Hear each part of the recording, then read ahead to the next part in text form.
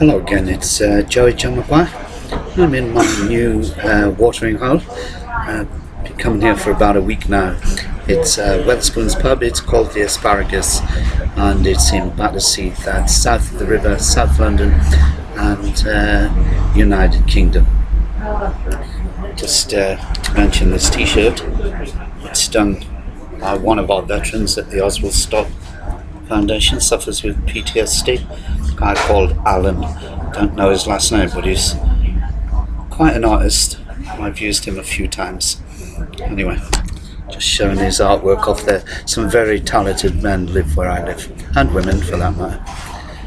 Anyway, here we go with my latest poem. It's called The Room. I was woken by a piercing pain slicing through my head, became instantly curious that somehow my head had been split in two. On opening my eyes, I became aware of my very unfamiliar surroundings, and I wondered then, was I in real time? I was in a white room, unlike no other room I'd ever known, with dangling tubes and strange machines making bleeping sounds. Amidst the echoes of unknown voices, I noticed in one corner a cluster of little people, as opposed to the huge, goggle-eyed monster hovering overhead.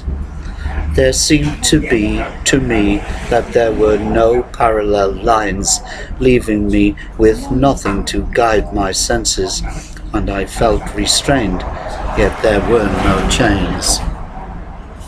I was so thirsty, but unable to speak. I only had my eyes with which to scream.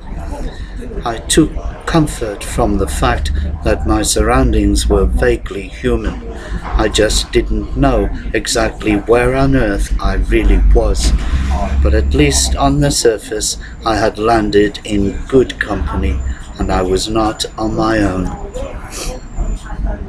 Years on from what I can only describe as a catastrophic experience, my conscious memory is vague, in some parts void of all thoughts gone before.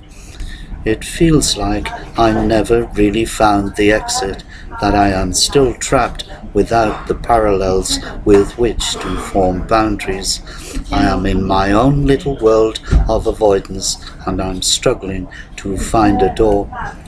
I now drift aimlessly through a life that seems to have little purpose, and I'm always aware that my thoughts are governed by circumstance and my immediate surroundings. I suppose we all live in a room of some description or another. My room just happens to be white. It just depends on where we land when the dice are rolled.